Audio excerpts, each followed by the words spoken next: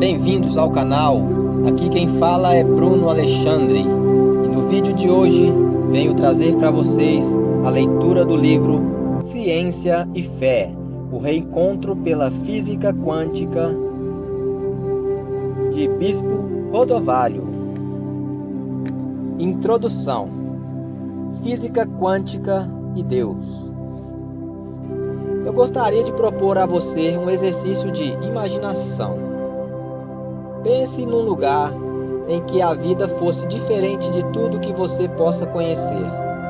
Um lugar como o da história de Alice no País das Maravilhas.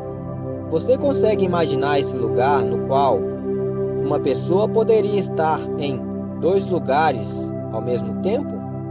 Para onde você viajaria? Antes de chegar ao seu destino, você teria a possibilidade de escolher outro caminho, saindo da mesma origem em que você estava? Neste lugar, entre aspas, você poderia retroceder no tempo e para consertar as decisões erradas que, por acaso, você tivesse tomado. Isso não seria fantástico?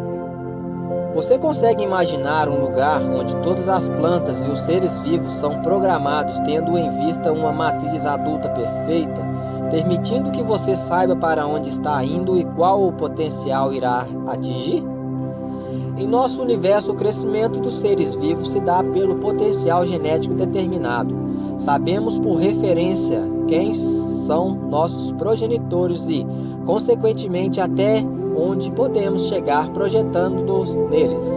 Mas, como normalmente os seres vivos são resultados de cruzamentos genéticos, ainda que o pai seja mais baixo, o filho poderá alcançar uma estatura mais alta por consequência da descendência materna.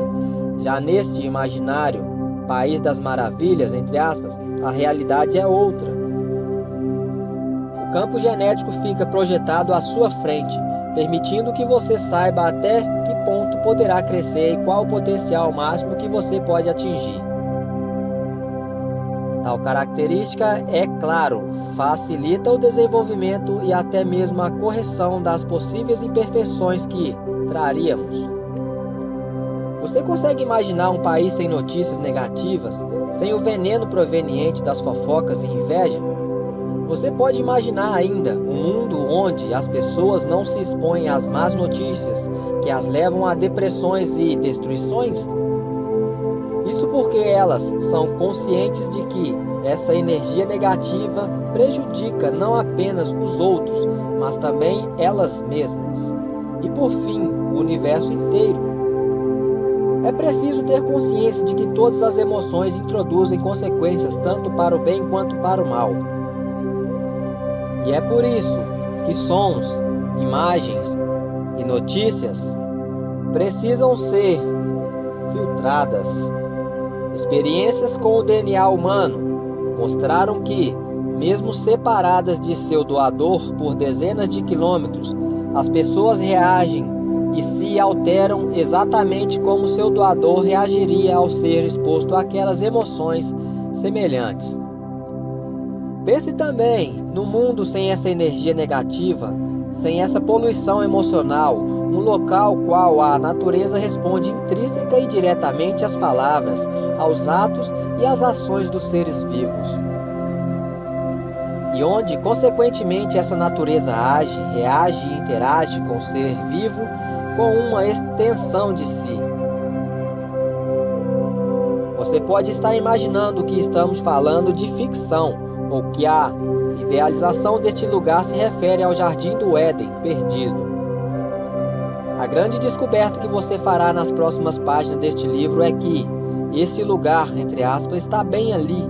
Trata-se do universo imperceptível que está ao nosso redor, silenciosamente. O universo que interage conosco de forma pacífica e paciente, aguardando a humanidade perceber a sua existência e verdadeira dimensão. Esse lugar, entre aspas, é nada mais, nada menos que o mundo invisível aos nossos olhos, o vazio que nos rodeia, ou o mundo do aparente nada, entre aspas. O mundo que nos hospeda, o qual habitamos e de onde tiramos nossa energia e nossa força. Nas próximas páginas você vai encontrar o desdobramento de todas as teses que foram aqui mencionadas e vai poder confirmar que todas elas são verdadeiras. Vivemos em um mundo dividido em pelo menos 3 realidades. O mundo de nossa convivência, que é o da dimensão da vida e da existência humana. O macrocósmico, que é o mundo das galáxias, dos planetas e das grandes dimensões. E ainda o microcósmico, mundo atômico e subatômico das pequenas e ínfimas dimensões que se somam, contribuindo para a formação dos demais mundos citados. A realidade não é apenas a que enxergamos, apalpamos, sentimos ou na qual convivemos. Ela é muito maior, mais complexa e misteriosa do que podemos imaginar ou perceber visivelmente ou através de aparelhos.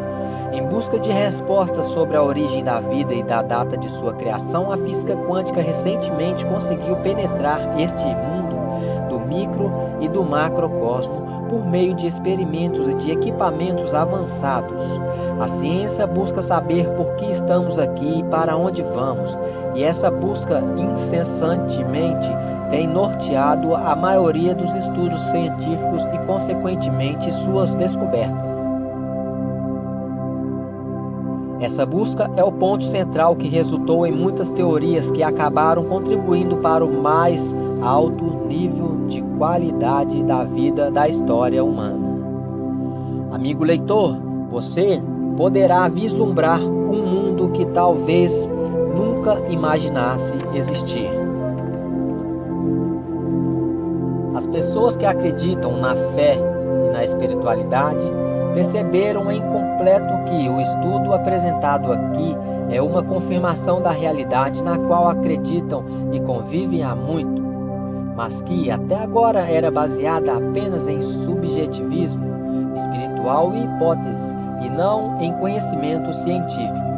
Para aqueles que são da ciência, entre aspas, e que estão chegando a essa conclusão somente agora, essas descobertas têm trazido nova percepção e até mesmo um grande golpe, entre aspas, em suas certezas científicas e materialistas, pois a ciência tem sido confrontada com a possibilidade da existência de um tipo de realidade com a qual ela não estava preparada para lidar e que extrapola muito o determinismo materialista que até então se implantou em nossa civilização.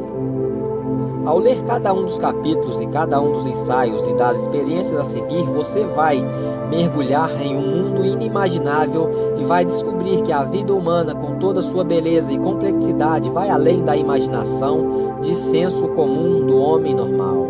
E vai perceber que muito do que pensávamos ser ficção é, comprovadamente, apenas a ponta de um gigante iceberg de realidades até então invisíveis e imperceptíveis, mas reais e ativas, que nos assistem e nos acompanham silenciosamente. Você vai descobrir toda a caminhada e trajetória tanto da fé e da espiritualidade quanto da ciência e como elas se desenvolveram nas últimas décadas. Amigo leitor, nosso desejo é que você vislumbre um mundo bem maior, mais misterioso e maravilhoso do que você até então podia imaginar. Perceba que no silêncio e na quietude o universo nos acompanha e nos observa. Descubra que ele é vivo e ativo e que possui a capacidade intrínseca de relacionamento e de relação com a natureza que se aninha em seu seio.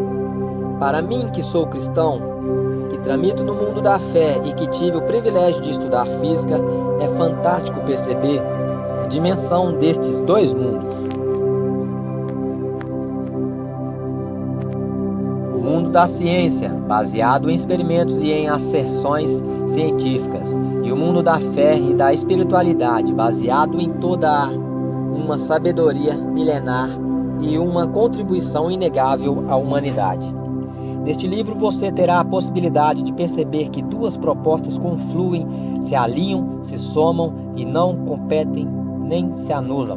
O objetivo deste livro é mostrar que a verdadeira e real ciência pode andar de mãos dadas com a verdadeira fé e espiritualidade, que elas não entram em conflito, a não ser na arrogância dos seus defensores mais exaltados. Acredito que, em busca de respostas a grandes perguntas da nossa existência, precisamos nos abrir para os novos conhecimentos e pesquisas, pois a humanidade precede a sabedoria e a sabedoria precede o conhecimento. Não existe conhecimento sem pesquisa e não existe pesquisa sem curiosidade. A humanidade é a mãe da curiosidade. Ela é a capacidade de considerar o que o depósito de conhecimento e da compreensão atual é importante, mas não o suficiente para agregar novos capítulos à nossa história e à humanidade.